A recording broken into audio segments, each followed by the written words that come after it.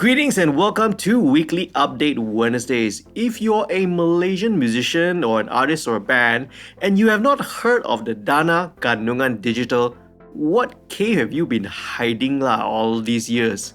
Stay tuned to find out more.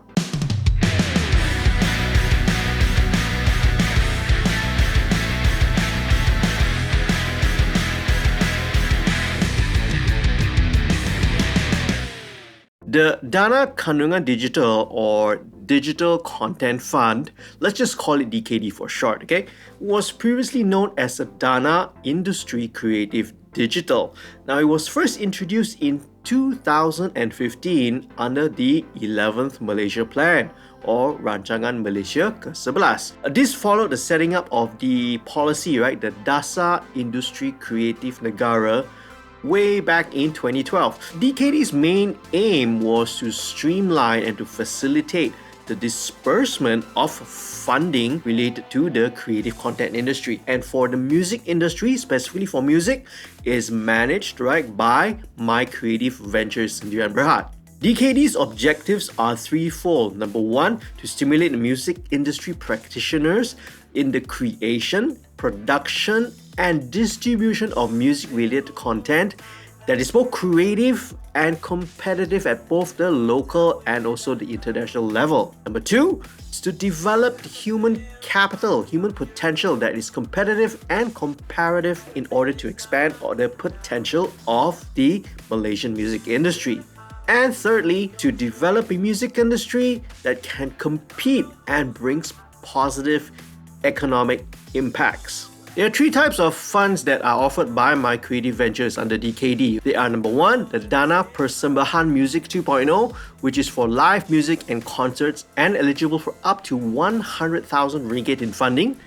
Number two, the Dana Keboleh Pasaran Music 2.0, which is for music production, both physical and digital marketing and promotions within the domestic market. Okay, that means within Malaysia. Number three, the Dana Pemasaran Promosi Antarabangsa 2.0, which covers international activities, such as artist collaborations. Let's say whoever you want to, you want to collaborate with your dream, your favorite international artists, activities such as touring, music competitions, and invitations to any sort of music-related events overseas, be it festivals, maybe conferences, competitions, etc. So the application is done online and shortlisted applicants are required to attend a pitching session in front of an evaluation panel before it is finally approved. Now, I want to go into specific details, of each single grant. Now, for that, you can do your own research on the My Creative website. Okay, the link is going to be down in the description below. Now, the details such as the breakdown of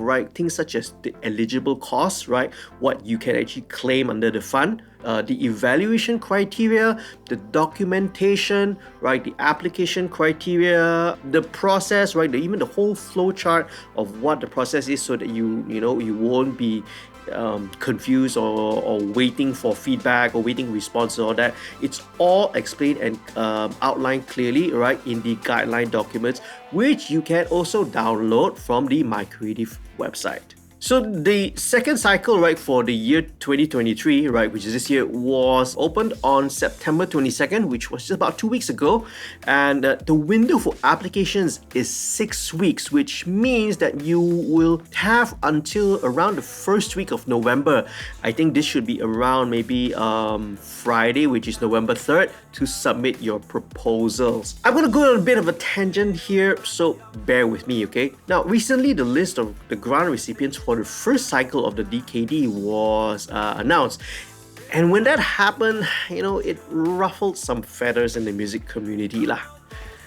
Now, I'm not going to go into the controversy surrounding this, but I do want to address some of the discourse that emerged on social media. Some of it, unfortunately, that ended up being pretty toxic. Now, I'm just going to summarize what I posted on Twitter, X, okay, a short while ago, in response, to some of the posts that went around now, okay, that people that were basically unhappy with the whole issue.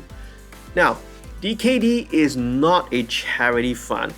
It's awarded, right, to the recipients who have proposals that scored the highest and, right, obviously fulfilling all the criteria of the entire DKD fund in the first place, right? Highlighting local talent, obviously, of course, right?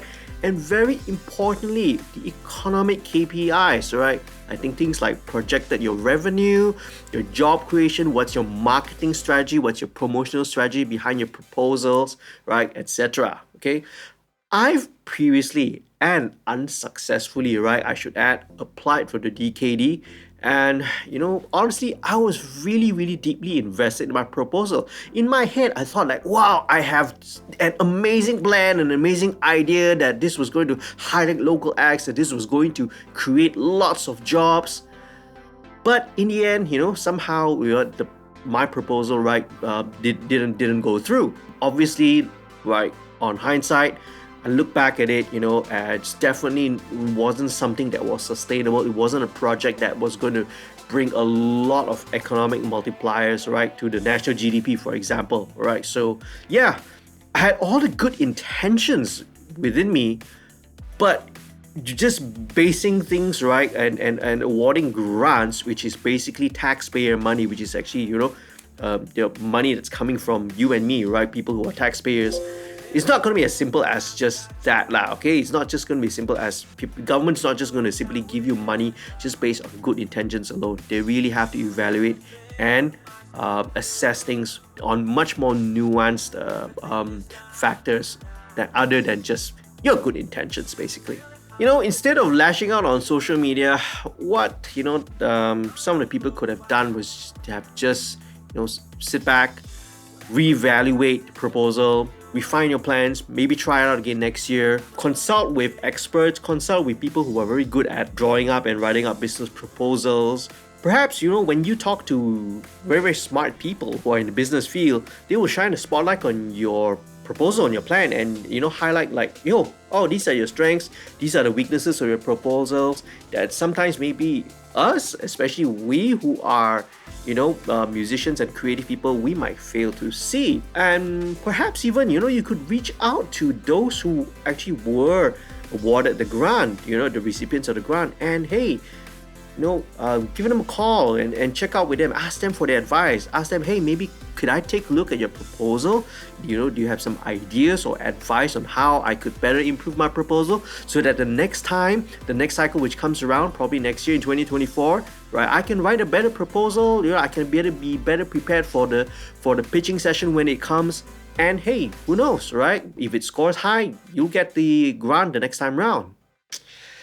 The worst thing that one could possibly do is to just rant and just whine online. Actually, no, that's not the worst. The worst thing is when people start making ad hominem attacks, right, on individuals. Not only that, riling up others online, triggering, the online mob mentality to go and start attacking them personally on Twitter lah, okay?